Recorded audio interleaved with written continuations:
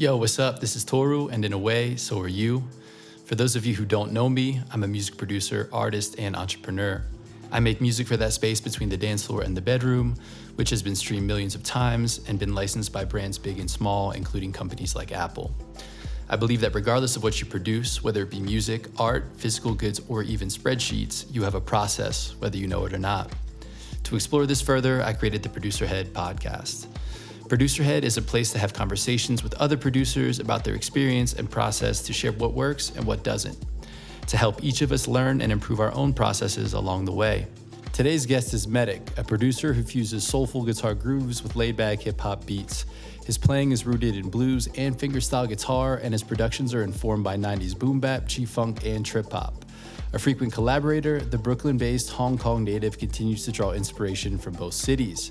This is showcased in his album releases, Thoughts on Home and Symmetry, and Soul Feather. Both document his life and travels across his home and hometown.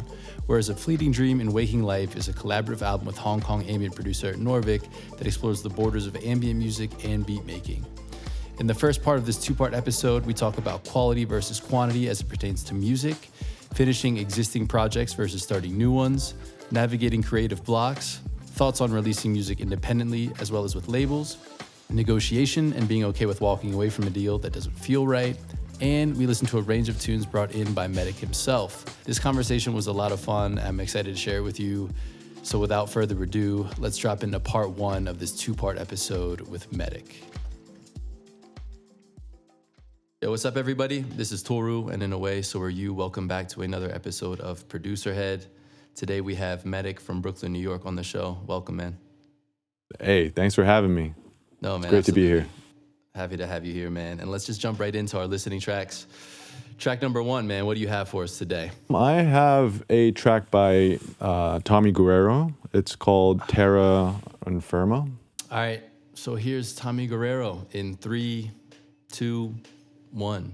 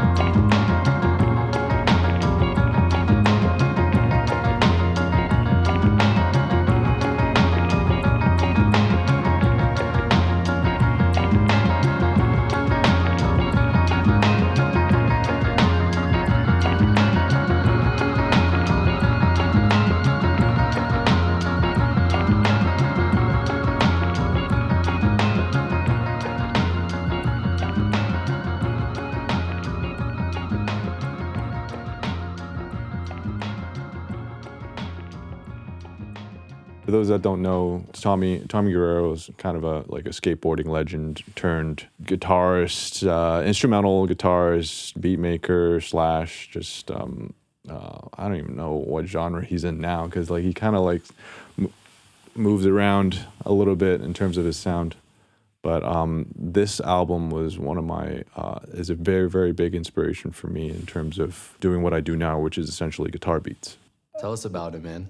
Oh man, I don't know. Like I guess, you know, I started playing guitar in high school. I started getting into like recording and stuff in college, but like I never really like, because I was never like I never played guitar in a virtuosic way. You know, I wasn't like I couldn't really go down like the Jimi Hendrix, Stevie Ray Vaughan type route.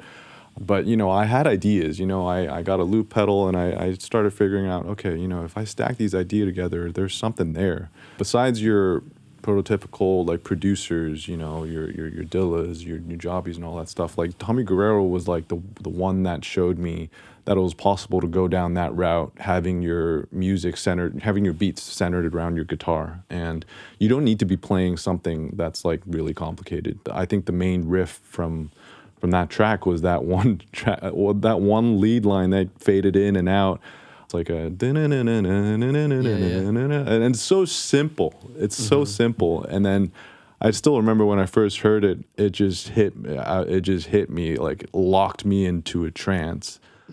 And yeah, I just love how like most of the layers in that beat was guitars, and I love the way he manipulated feedback, and he made that a very like a big focus of the track as well. Yeah, and just everything was centered around the guitar, and that's what I love. And then I through that I took a deep dive into his catalog, and then it's just filled with like other stuff that's like this, And then I got dug deeper and like started looking into like his life story and all that stuff. And then I'm kind of like already like moving away from the music a little bit, but I think part of why he also inspires me like deeply is he moved into music later on in life, and that kind of mirrors my journey a little bit. I used to be in a corporate job, did that for like 4 or 5 years, and I couldn't, I kind of went into it a little naively thinking I could do music. I did music before that, but I kind of went into it thinking I could juggle both and do both, but that just wasn't the case. But like it was just one of those little things that you think about. It's like, okay, you know what? He started doing music, started like releasing music, like, or at least like his first album was like in his early 30s, And then yeah, man, I hear you. I mean, there's something to be said for seeing somebody else do something, and just be like, oh, it's possible. It just shows you that it exists. Yeah. 100%. Yeah, exactly. And it's possible. It's not as daunting. The first step is always the most daunting, but He's got so much music. It's funny that you brought him up because I love that. Let me see. I'm trying to remember the name of this album that he does. The Loose Grooves and Bastard Loose Grooves, Blues. yep, I love that one too. So yeah, man, I used to listen to that like on repeat. There's so many cool jams on that. Yeah, man. And yeah, man, I mean, he's definitely like one of those people just really cool layering and like making repetition very like kind of hypnotic and not boring. Yeah. And also like kind of gives it a live feel as well, which is really cool. When he plays live now, it's just all with live band, nothing's triggered. It's just the band, that band type setting. And I'd love to see him. That'd be cool. I admire that. Yeah. Yeah, 100%, man. All right, let's get into track number 2. This is just sort of like an old favorite that I keep going back to, and I just went back to it recently, and I figured I'd share it. There's a track called My Girl by Kansano. It's this like Japanese like neo-soul / jazz keyboardist, and he's like, the groove is just immaculate in this one. All right, My Girl by Kansano in 3, 2, 1.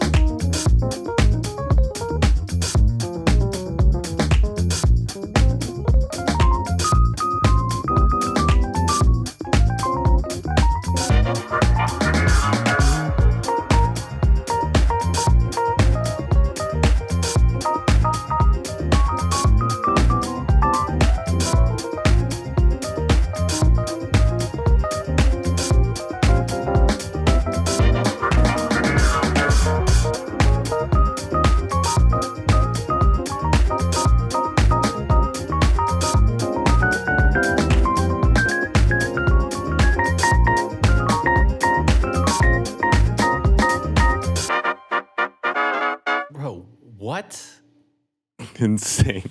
It's insane. I've never heard this dude or this tune. So yeah, tell it. I mean, wow, that was wow, man. So tell us about that, man. Oh, I don't even know, where do I begin? Okay, right off the bat, I think the horn line just hooks you in. It starts and ends with the horn line. It's kind of just like a capstone type thing that comes in periodically throughout the song. I think one thing that I really like about one thing that makes songs timeless, and for me, is like, just does it make me want to pick up and figure out the chords like right off the bat. So that's essentially what happened when I first heard it. I was like, okay, I'm gonna figure this out on the guitar right away, because I need to like be playing this for the next like 3 hours. Yeah. And that made me do it. And then I think what made this song have that extra bit of staying power in my mind is also that break at the end of the song where he just goes full on like beast mode, jazz mode, you know? Like, I really appreciate songs that have that type of switch up. Yeah, that, and it's just like an up-tempo, feel-good groove. And so like it's just one of those songs I keep going back to once every couple months, you know, that type of thing. I'm definitely gonna go back and revisit that. I mean, it's really cool how much rhythmic variation there is with one drum beat. You know, I mean, it's crazy how much he kind of shows you you can do with that, and that in of itself is cool. And also, I mean, the hi-hats alone on that are just so nice. There's so many like little bit, like you know, it's just kind of like keeps you on your toes. Wow, very, very cool. All right, man. Track number 3. Yeah, so it's a track called La Na Na by LMF. LMF, for those that don't know, is basically like the sort of the OG hip-hop group, or OG hip-hop like entity, you know, in Hong Kong. They started, you know, in the late 90s. And yeah, I recently went on like a deep dive into, I started listening to this like Hong Kong podcast that it's kind of like, it's hosted by this rap group called 24 Herbs. They're kind of like Drink Champs in a sense that they're very hip-hop focused, and then there's a big group of people, and then it's just a very like friendly, and you know, they just do deep dives on like hip-hop and like the Hong Kong music scene, hip-hop and all that stuff, art scene and all that. I went through like a major phase listening to LMF when I was a kid because it was so refreshing to hear hip-hop in Cantonese. Right on, yeah. Let's go ahead and drop right in. La Na Na by LMF. Yeah. In 3, 2, 1.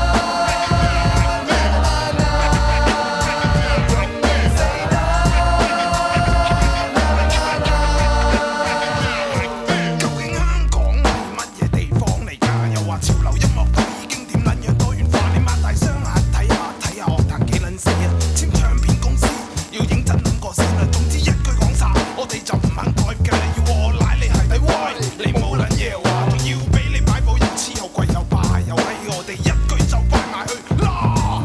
我都唔知你哋為咗乜年尾12月先至個個爭第一，攞咗第一咁又算啲乜？你哋去攞獎都係個記錄層，呢個正是音樂嘅 logo 落嚟做乜？我哋唔撚知，淨係做返自己。我哋唔撚知，淨係做返自己。佢太多歌星，佢太少唱得，佢太多規矩，又太少原則，佢太多原創，又太少聽得。佢哋一早識好晒啲遊戲規則，食飯落級沖涼得慣。個個都幾似得唔得啊？總之變得做到得。我話你知，我哋仲未死得。我話你知，我哋仲未死得。我話你知，我哋仲未死得。我話你知，我哋仲未死得。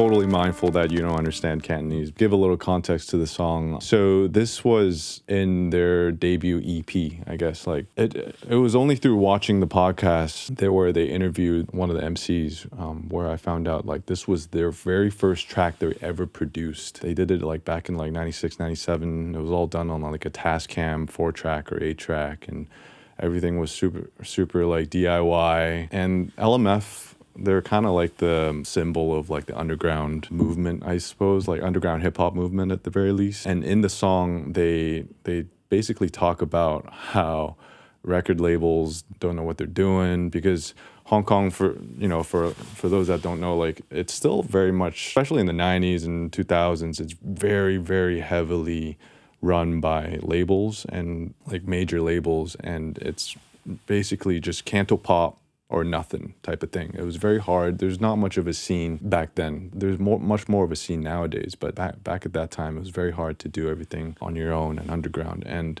so this was in their debut EP, and they did everything independently. I found out on the podcast, and they got it printed out of their own pockets, and they shipped it to record stores on their own. They rented vans, did everything themselves. And I think they got rejected. They actually sent out some feelers to labels, and they were just like, "What the hell is this?" You know, like they're swearing and they're swearing in the songs. Like they do a lot of swearing. Yeah. You know, they were kind of like overlooked and ruled out from the early get-go. But this EP did pretty well. They sold out their run, and then eventually Warner came in and they did a distribution deal with them for their debut LP. So yeah, I found out the context of the song was just them complaining about labels not knowing what they're talking about, you know, bemoaning the fact that the Hong Kong music scene at the time was so one-dimensional. And yeah, it's just like and basically the hook of the song is them saying, "Let me tell you, like we're still here. You know, you're not gonna kill us. You know, we're still here. The underground movement. You know, you're not gonna drown us out," type of thing. Yeah, that's what's up, man. I mean, I'm definitely gonna venture to say that everybody listening to this has never heard that song before. You know, myself included. And I don't know, man. It's really clear to me, at least, that you very thoughtfully kind of chose these 3 tracks because they're all so different. But it feels like, in a way, it's like a way to get to know you through these 3 combined. You know, in the sense that, like, there's this Tommy Guerrero thing, like, there's just that inspiration, like, enabling you to, like, make your own music through guitar and finding your own voice. And the second one is definitely, like, more, like, if you listen to your music, like, definitely you can hear, like, your taste and your influence and, like, kind of what you like as a musician. And then this one is, like, kind of more, like, your childhood, and your childhood. cultural kind of So heritage much and like all of it kind nostalgia, of combined together to make up who you are. So it's really cool to see that. Sonically, that last song, man, is really something. I feel like you could really hear the New York piece of that, but then also sonically to me, it also kind of reminds me of like listening to like Cypress Hill or something like that. Yeah. So, oh man, like there's so much. So like it's all through this podcast because like back then when I, as a kid, I just listened to the music. I didn't really like dig deep enough to like find out what the story was behind the scenes, behind the making, and all that stuff.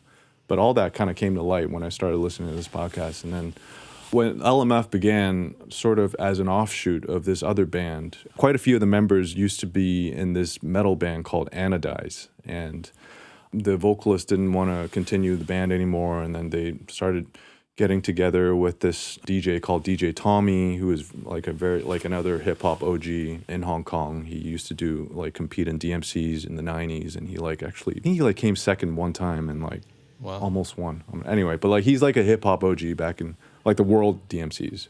They got together with DJ Tommy, and then they started talking about doing a hip hop band type of thing. And then they're very heavily influenced by Rage Against the Machine. So they definitely have that like live music / metal edge to their musics. And right on. You definitely picked that up. You definitely picked it up. All right, man. Yeah, thanks for sharing those tracks, man. I hope everybody enjoyed that.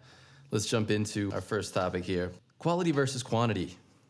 And I'm curious about how you think about those two things in the way that you approach your music career. Oh man, quality versus quantity. I guess I keep going back to this kind of debate in my head. I guess, at least as it relates to the music or maybe even as a philosophy, like I think quality sort of comes from quantity.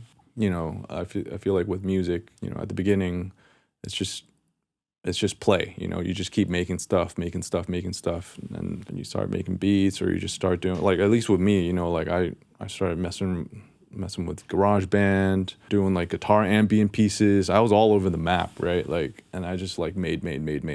And yeah, I think like you kind of go through that exploratory phase and then figure out like what really inspires you and what sticks, and then you'll kind of pick out the stuff that you like more, and then you'll do that a lot more, and then the quality kind of comes from that.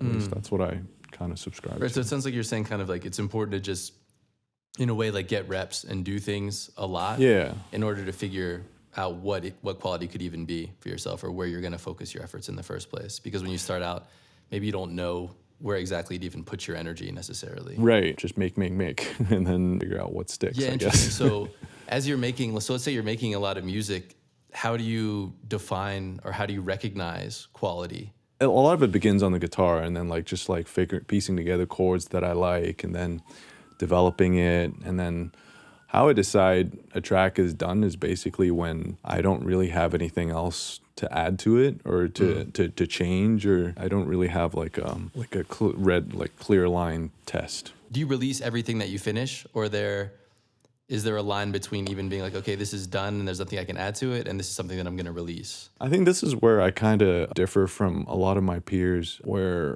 people talk a lot of, especially a lot of the beatmaker community. It's, there's this whole allure of, starting a new beat, all that stuff. I do that too, but I think the OCD part of my brain always catches up to me, and it's like I'm much more obsessed with kind of finishing a song than I am. Sometimes I'll let that urge kind of like override, the urge to start a new beat. Like I'm just like, yeah, okay. Interesting. So I need to finish this track. I know I haven't made any progress in like 3 days, but I'm just gonna, it'll come. I'm just gonna keep pushing. I will admit that I feel like the best tracks, or whatever you want to call it, they come from times when you finish it in like, I don't know, like a night or like 2 nights or whatever, where you just like hit flow state and then you just finish everything in one go. I feel like that's always best stuff, you know what I mean? Or at least they make the best stories. Sometimes it just falls out, But that's the cool part. Yeah, I'm a believer in like just clocking in, and then just even if you're hitting the same walls, you will make progress and finishing it. Do you finish everything, or are there times where you're like, hey, like I thought this was an idea, but actually it turns out there's nothing here, and what I need to do is either go back to something else that's already in progress or start something completely new. Yeah, I mean, there's definitely stuff that I like try to power through, and it just, like stuff like I make, the night before, and then I wake up and I'm like, oh, this is what I was making, like this? Nah. Okay, no. Like sometimes, it just doesn't cross that threshold where it's like, okay, this isn't even worth finishing, like. Yeah, right on. So do you ever experience, or how do you, if at all, experience kind of blocks when you're like, okay, I have this thing and it's done, and then there's that space between like preparing it for release and all the other kind of tasks that come along with that? Do you experience like kind of delay there, or is it usually something you're like, once you have a song that's done, the rest of it usually comes pretty easy for you? I guess after the track is finished, like, then it's like cover art and like a release plan, strategy, label or not. Do I want to just put it out as a single, or do I want to include it in a bigger album type of thing, just digital or physical? I mean, there's a whole host of things to think about after the song is done. Yeah, it also depends whether like I'm in album mode. Sometimes like, especially like now, I just put out an album like late last year. I'm not really in album mode at the moment, so like now I'm kind of in the process of like, oh, okay, you know what, if I make something that I like that doesn't fit into like a story or a theme of what I want to try to do next for my next album, whatever, I'll just put it out. Yeah, I guess, I mean, you just mentioned kind of there like the different release strategies a little bit. Whether you do it independently completely or through the help of a label. Yeah. And so I'm curious, do you generally consider one to be better than the other? I'd say at the very beginning when I was just starting to like put music out, and I was kind of looking at the labels within like my sort of community and seeing what I was kind of just curious as as to what they really did, what they can really do for me. I guess in the early stages, releasing a label could be beneficial in the sense that you could leverage their platform and get your music out to their audience and do some sort of like cross-pollination there. But, nowadays I feel like I've released with several labels, and I've kind of like figured out like which ones work for me, which ones work not as well for me. And then if I have something that fits, I'll just go back to certain labels and that type of thing. Like figuring out which ones work for me, I guess. Do you have maybe a framework or a set of questions that you kind of ask yourself at this point where you are now, and how you assess whether or not you're going to consider working with a label versus releasing something independently? I guess just to paint the picture, like right now, the labels that I'm talking about are just like mainly just digital labels that are like in the beat, chill beats, lo-fi beat making community type of thing. So they're non-exclusive. They're just done by release. It's not like as high commitment as like a major label type of deal where it's like super exclusive. In these types of situations, I would probably look at things like, if it's my first time working with a label, I would probably, you don't want to like give them stuff that's not your best work, but like, at the same time, if it's something that's like deeply personal to you, you might want to save that for a label that you've worked with in the past and that will take care of your release. It's leading off with something that's deeply personal with someone you're working with the first time. I've made that mistake before. And also know that like all terms are negotiable. Like at the beginning when I was just kind of like going through this label journey, I was like, I knew things were negotiable, but like at the same time, the bargaining power was so lopsided that I really, I've definitely signed some bad contracts where, the term of the release, like the lifetime of the contract was things like 10, 20 years. I was feeling like, oh wow, that's a long time to be signing your rights away, your master away. And just little things like that. Look at the terms, how long are you signing it away for? If it's your first time working with them, if so, don't lead off with something that's like super meaningful, like super deeply personal to you. Ask them about, what kind of promo plans they have for it. Are they doing physicals? What's the payout mechanism? Do they have a marketing budget? Yeah, I mean, it makes a lot of sense, really, man. I mean, I think it sounds like, in a way, if you don't know somebody very well, you should entrust them with something that you value really deeply, right? In a way, the first time you work with somebody or the first time you get to spend time with them, you gotta kind of test the waters a little bit, right? Yeah. And then with time, you kind of build trust. And or maybe you find out that it's not a great fit, and you move on to another place. Yeah. But also that piece about negotiability is really cool. And so that idea that like everything is negotiable is really cool. And I'm curious, are there things that you've either listened to, read, or found elsewhere that maybe you can share that help other people kind of develop that attitude and that, willingness to kind of put themselves out there? Because I think oftentimes producers, artists in general, when they get opportunities, they get very excited about them to the point where they almost want that part of it to just be over, and move on. Right. And so it can be an uncomfortable place to be. And it's also not something, most artists don't study law, and so it's something, and don't have a lot of experience negotiating, generally speaking. So I'm curious, if there's anything that you've found that helped you along that path. A lot of it's just like reading through like the terms, they'll send you a contract and just read it through, like and use common sense. And if something says, this is the term of this contract will be like 20 years, and just know that that's a very long time. It's not try. Are you comfortable with, granting them 20 years of, there's just stuff like, if anything jumps out at you, then it's probably something that's worth bringing up. But, at the same time, if you're just like testing out a label and, and if it's just like a single that,